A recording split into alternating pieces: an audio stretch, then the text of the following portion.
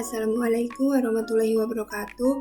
Saya Devika Putri Ramadhani dengan NIM 2403211000068. Di sini saya akan mempresentasikan hasil review artikel dengan judul Pola Kecenderungan Penyakit Menular terhadap Topografi Kabupaten atau Kota di Jawa Timur menggunakan analisis korespondensi.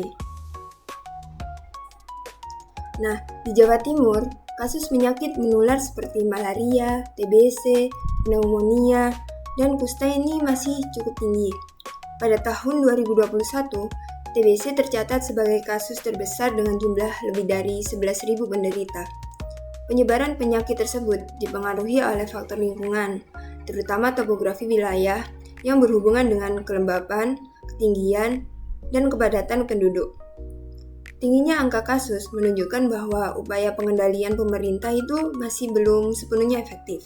Oleh karena itu, penelitian ini dilakukan untuk mengetahui pola kecenderungan penyakit menular berdasarkan topografi wilayah sehingga dapat menjadi dasar pertimbangan dalam kebijakan kesehatan di Jawa Timur.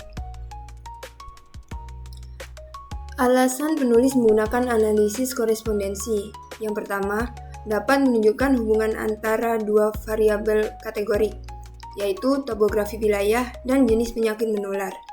Yang kedua, mampu mereduksi dimensi data kontingensi menjadi peta dua dimensi, sehingga hasilnya itu lebih mudah diinterpretasikan secara visual.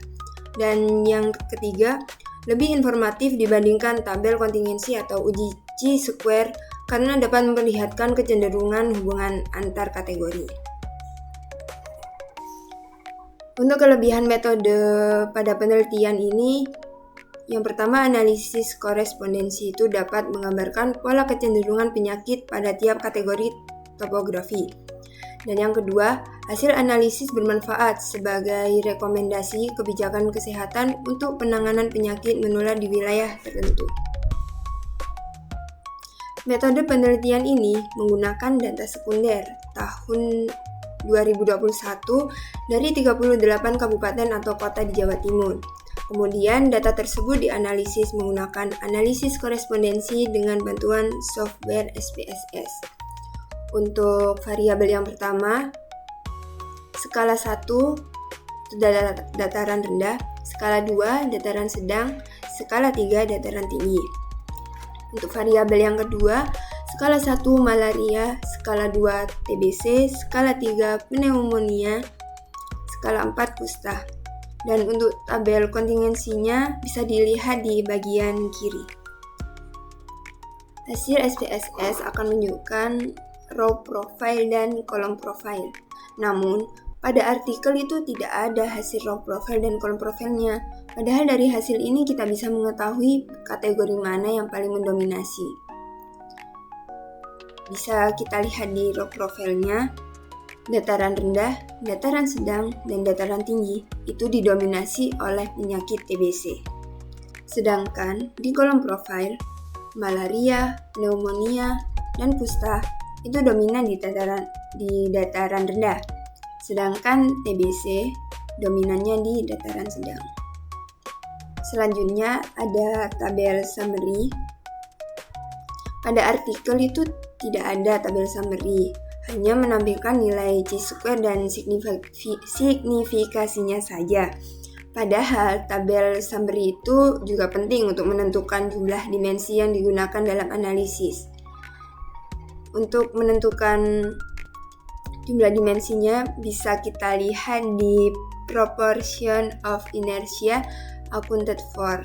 Di sini dimensi 1 0,860 dan dimensi 2 0,140. Nilai accounted for itu harus lebih dari 0,2.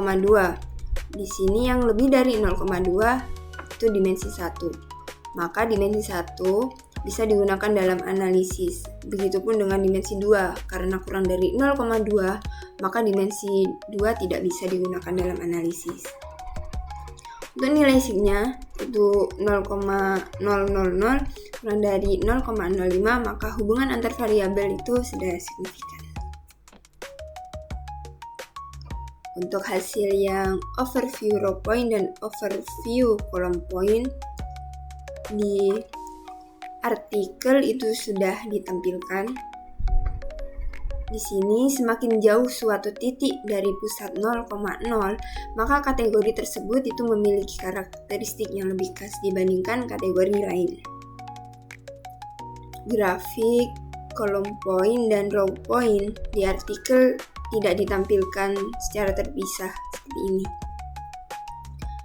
Padahal grafik ini tuh juga penting ya untuk memperjelas pola kedekatan antar kategorinya. Nah, di artikel itu langsung dikasih grafik yang sudah menjadi satu, seperti yang di bagian kiri. Namun, pada artikel itu garis koordinatnya tidak ditampilkan, kayak punya saya yang garis sumbu X dan sumbu Y. Sehingga pembaca itu sulit ya dalam menilai hubungan antar dua variabel tersebut. Untuk membaca grafiknya itu semakin dekat antar variabel maka menunjukkan adanya hubungan. Contohnya itu yang lingkaran biru tuh, TBC sama dataran sedang. Sedangkan semakin jauh antar variabel maka semakin kecil hubungannya. Contohnya pneumonia dengan dataran tinggi. Kelebihan dari artikel yaitu terdapat tabel kontingensi yang jelas serta interpretasinya itu sudah cukup lengkap. Untuk kekurangannya, hasil analisis kurang lengkap karena hanya menampilkan uji square tanpa tabel summary, tidak ada row profile dan kolom profile, serta grafik itu tidak menampilkan garis koordinat 0,0. Pelajaran yang saya dapat bahwa analisis korespondensi itu efektif untuk melihat hubungan antara penyakit dan topografi. Untuk sarannya, penelitian selanjutnya sebaiknya melengkapi tabel summary, row profile, serta menambahkan garis koordinat 0,0 pada grafik agar pembaca lebih mudah dalam memahami hasil penelitian. Kesimpulannya, penyakit TBC menjadi penyakit menular yang dominan di semua topografi, terutama di dataran tinggi dan sedang. Penyakit malaria lebih dominan di dataran tinggi, sedangkan penyakit pneumonia dan kusta lebih banyak di dataran rendah. Hasil tersebut menjelaskan bahwa ada hubungan antara persebaran penyakit menular dengan kondisi topografi. Terima kasih.